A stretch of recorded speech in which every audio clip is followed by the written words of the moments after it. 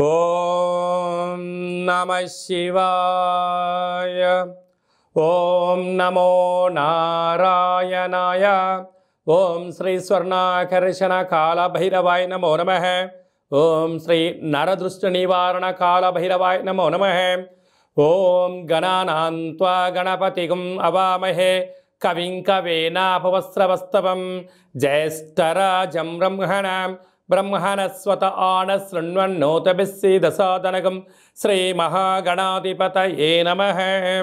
ఓం ఆదిత్యాయ సోమాయ మంగళాయ బుధాయ చ గురుశుక్రశనిభ్యశ్చ రాహవే కేతవే నమో నమః. హరి ఓం.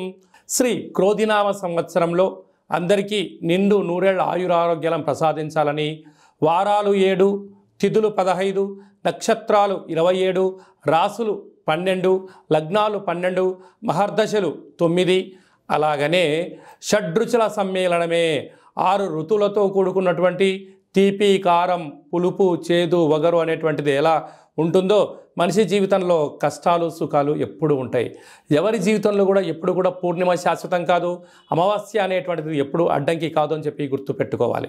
కనుక ఈ 360 రోజులు ఈ క్రోధినామ సంవత్సరంలో 30 సంవత్సరాల తర్వాత శని భగవానుడు తన సొంత గృహంలో ఉండగా వచ్చినటువంటి క్రోధినామ సంవత్సరం కావడం వలన అందరికీ నిండు నూరేళ్ల ఆయురారోగ్యాలని, విద్య, ఉద్యోగ, వ్యాపార, రాజకీయ, సేవారంగ కార్యక్రమాల్లో అన్నింటా విజయం సాధించాలని కోరుకుంటూ ఈ సంవత్సరంలో అందరికీ తెలుగు ఉగాది పండుగ శుభాకాంక్షలు.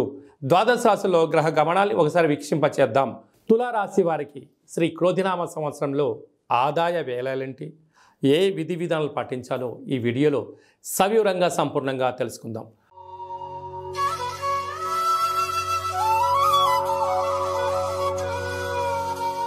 తులారాశిలో ఏ నక్షత్రాలు వస్తాయనగా చిత్తా నక్షత్రంలోని 3వ పాదం, 4వ పాదం, స్వాతి నక్షత్రంలోని 4 పాదాలు, విశాఖ నక్షత్రంలోని 1, 2, 3 పాదములు కలిపితే తులారాశి.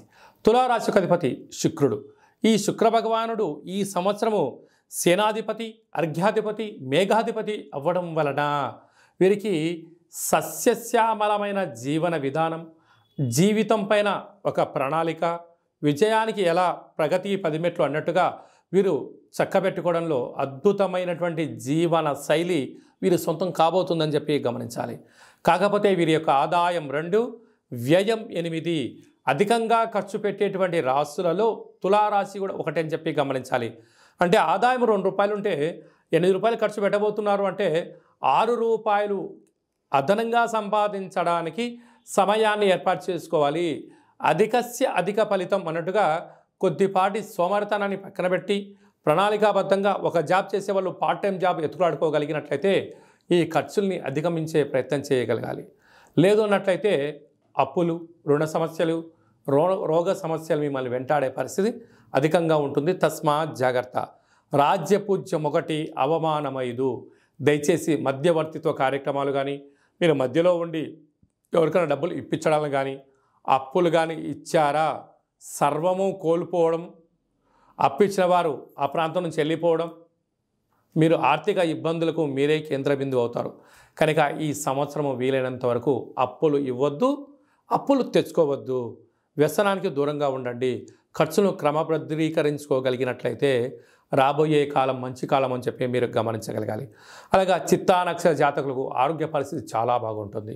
స్వాతి నక్షత్ర జాతకులకు మధ్యసున్న కారణం వలన మనోవేదన, ఈ పని చేయాలా చేయకూడదా, చేస్తే ఏమవుతుంది, చేయకపోతే ఏమవుతుంది అనేటువంటి మానసికమైన సంఘర్షణలో మీరు ఉండేటువంటి పరిస్థితి ఉంటుంది.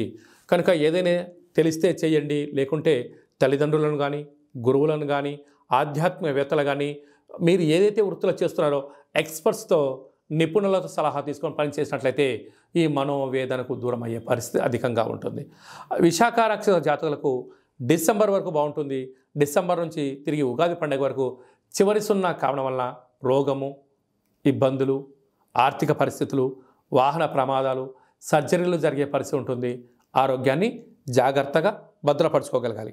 అలాగా సేనాధిపతి, అర్ఘ్యాధిపతి, మేఘాధిపతి శుక్రుడు అవ్వడం వలన వ్యవసాయ సోదరీమణులకు తెల్లటి పంట అనగా పత్తి, జొన్నలు, వడ్లు బాగా పండడము, ఎర్రటి నేలలు కలిసి రావడము, సకాలంలో వర్షాలు పడడము, వస్త్ర వ్యాపారాలు, అత్తరు, సెంటు, పన్నీరు, వస్త్ర వ్యాపారాలు, డైమండ్ బిజినెస్లు, అలాంటి వాహనాలు, క్రయ విక్రయాలు చాలాకి వీరి యోగదాయకం అని చెప్పి గమనించగలగాలి.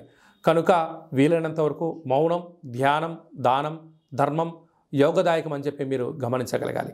కనుక మీరు కపాల కాలభైరవ స్వామిని స్మరించడం, ఆనంద కాలభైరవ స్వామి యొక్క దీపాన్ని పూజామందులో పెట్టడం, కపాల కాలభైరవ స్వామి యొక్క ముగ్గురు ఇంటి బయట పెట్టుకోవడం వలన శత్రుదృష్టి, నరదృష్టి తొలగిపోయి ఐశ్వర్యం, ఆనందం రైతు సోదరిమణులకు గృహ భవన నిర్మాణ కార్యక్రమాల అందరికీ యోగదాయకం అని చెప్పి గమనించాలి.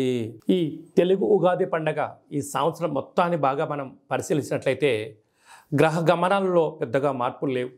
గురు భగవానుడు ఒక్కడే మేషరాశిలో నుంచి వృషభ రాశిలోకి సంచార స్థితి ఉంది.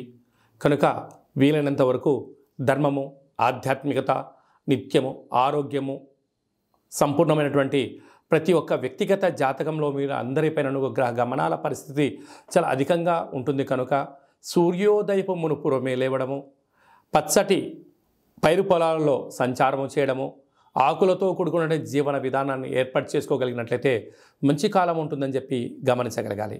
ఈ సంవత్సరము ఏప్రిల్ ఆఖరు నుండి ఆగస్టు 8వ తారీఖు వరకు, అనగా 100 రోజులు దరిదాపు వివాహాది శుభ కార్యక్రమ ముహూర్తాలు లేవని చెప్పి ముందస్తుగా గమనించగలగాలి.